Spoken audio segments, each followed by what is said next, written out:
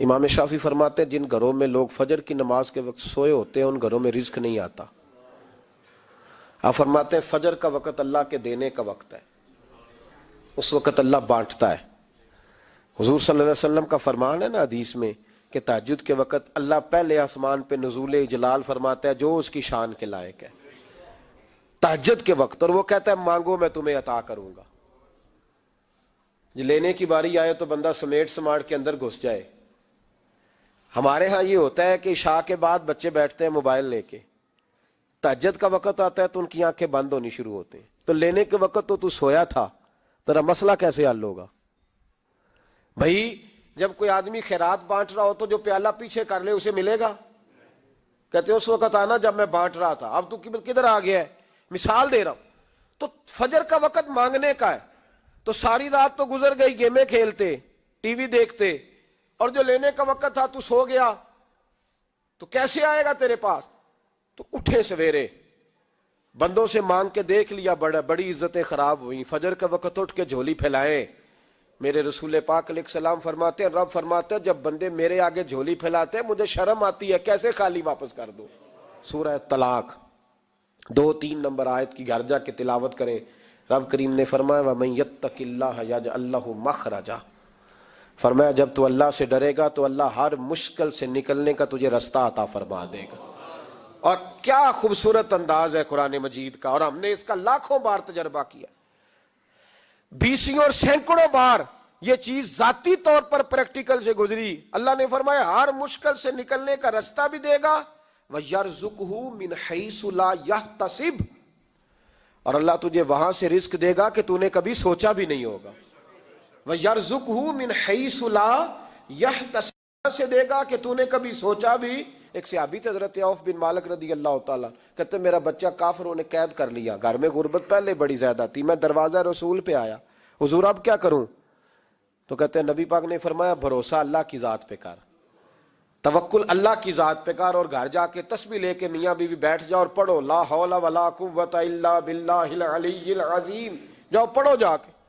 کہتے میں گھر بیٹھا ابھی چند تسبیحاں پڑھی تھی کہ دروازے پہ دستک ہوئی، دروازہ کھولا تو میرا بیٹا دروازے پہ کھڑا تھا، پلٹ کے دیکھا تو 400 بکریاں بھی لایا تھا۔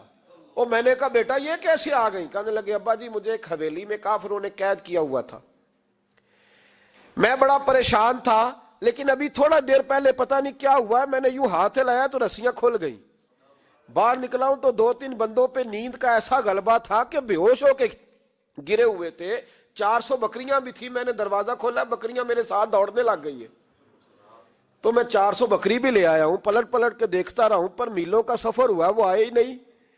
تو والد کہنے لگے بیٹا چلو پہلے مصطفیٰ کریم سے جا کے پوچھ لے، دیکھیں کیسے مالی مسئلے حل ہوتے ہیں، حضور سے جا کے پوچھیں کہ ہمارے لیے جائز بھی ہے کہ نہیں۔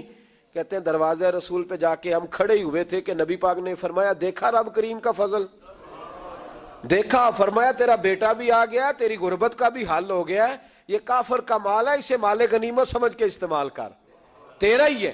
تو لا حول ولا قوت الا باللہ العلی العظیم پڑھیں تو رزق میں پڑھیں گے انشاءاللہ، بول کے بتائیے پڑھیں گے انشاءاللہ تعالی۔ لیکن سنی قوم تویز پہ لگ گئی ہے، کہتے وظیفہ پڑھنا پڑتا ہے، آپ لکھ کے دیں گلے میں ڈالنے کے لیے تاکہ وہ ڈالتا جاؤں اور میرے اوپر پیسوں کی بارش ہوتی جائے۔ وظیفہ پڑھیں، وظیفہ پڑھیں۔ سنیں ایک اور وظیفہ سنیں، امام قرطبی نے تفسیر قرطبی میں لکھا رزق کی برکت کا وظیفہ۔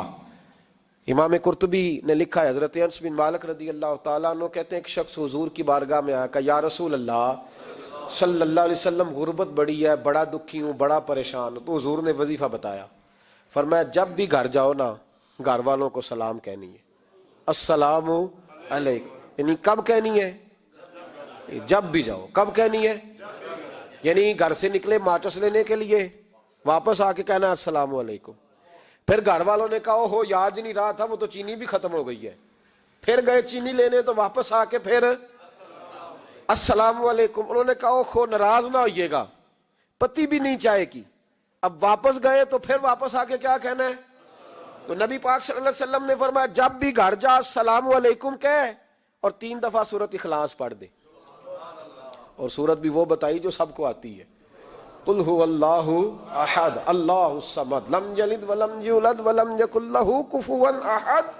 3 دفعہ یہ پڑھ دے.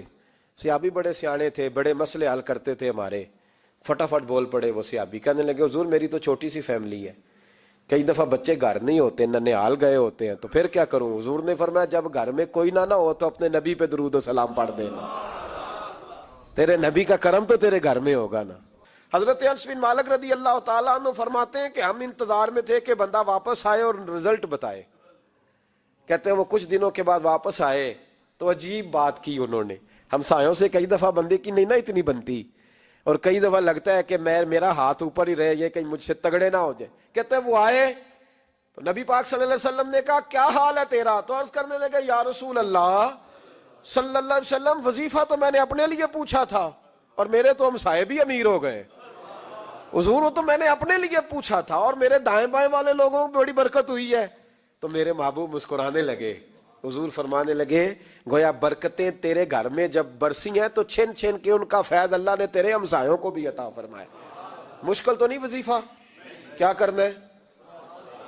نہیں تو نہیں آکھنا مشکل لگتا مینوں نہیں, تسی کر دینا سلام لو, تسی کہنا بندے اسی ہیں تے سلام اسی لویے, تسی لو جاؤ کے دوبارہ گھر جا کے کیا کرنا ہے. چلے کچھ نہ کچھ 55% بولے ہی ہیں ماشاءاللہ. کیا کریں گے؟ السلام, اور پھر کیا پڑھنا ہے؟ سبحان اللہ. 3 دفعہ سورۃ اخلاص پڑھ دیں, فرمایا اللہ برکت پیدا کر دے گا. اب سنیں, ایک دوست آئے, کہنے لگے حضرت جی بڑے پیروں کے پاس گیا ہوں, مالی مسئلہ حل نہیں ہوتا. تو میں نے کہا میں تجھے نبی پاک کی بارگاہ میں نہ لے جاؤں, پیروں کے پیر کے پاس نہ چلے جائیں. میں نے کہا سن تیرا مالی مسئلہ حضور حل کر دیتے.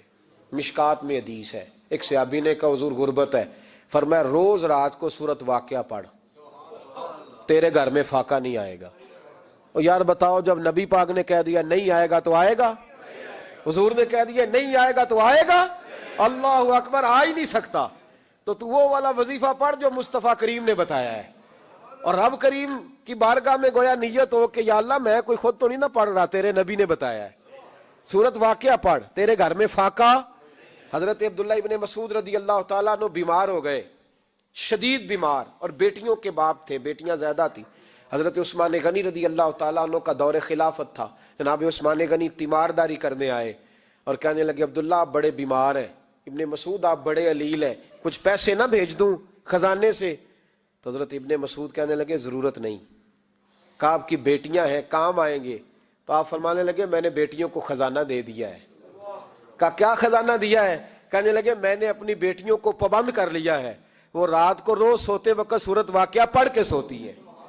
تو نبی پاک نے کہا فاقہ نہیں آ سکتا, تو لہذا میری بیٹیوں پہ کبھی فاقہ نہیں آ سکتا. تو روز یہ تو کہتے ہو داماد جی سے کہ بھئی آپ مہربانی کرو, کو خرچہ بڑھاؤ, بچی بڑی پریشان ہے, تو بچی کو بھی ایک خزانہ دے دو, اس کو بیٹے روز رات کو سورۃ واقعہ پڑھا کر. رات سورۃ واقعہ پڑھے, صبح سورہ ملک پڑھے, دن کے وقت سورۃ بقرہ پڑھے.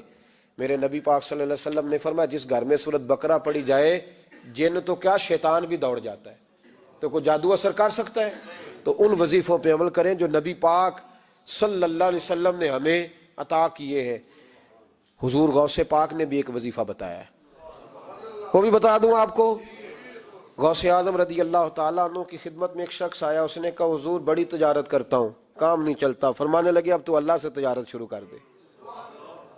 کیا مطلب؟ فرمانے لگے 10 کمائے تو ایک اللہ کے رستے میں دے, رب کریم اس کے بدلے میں تجھے 70 عطا فرمائے گا. اس نے کہا حضور اس طرح کروں؟ فرمایا تو یہ کر کے دیکھ, عبد القادر جیلانی وعدہ کرتا ہے اللہ تیری مدد کرے گا. غلام کہتے ہیں وہ 6 مہینے کے بعد آیا. پہلے جب آیا تھا تو پیدل آیا تھا, 6 ماہ کے بعد آیا تو 6 اونٹ تھے اس کے پاس, اور آ کے حاضر ہوا تو کہنے لگا حضور زندگی پتہ نہیں کہاں گزار دی, کاروبار کا تو مزہ ہی اب آیا ہے, اب مزہ آیا ہے کاروبار کرنے کا, اب مزہ آیا ہے. کہ 10 میں سے 1 دیتا ہوں, پتہ نہیں کتنا مہربان ہے. اور یہ آیت ہے وَيَرْزُقْهُ مِنْ حَيْثُ لَا يَحْتَسِبُ, تجھے وہاں سے دے گا کہ تیرا کبھی گمان بھی نہیں گیا ہوگا. روحانی معاملات کو بھی ضرور شامل حال رکھیں, اور مال مانگے اس سے جو بے حساب دیتا ہے, دنیا داروں سے نہیں مانگے, اس سے مانگیں جو دیتا ہے تو پھر بے حساب ہی دیتا ہے. دعا کرتا ہوں اللہ ہر گھر میں برکت پیدا کر دے, ہر گھر میں فضل کر دے. آخر دعوانا ان الحمد.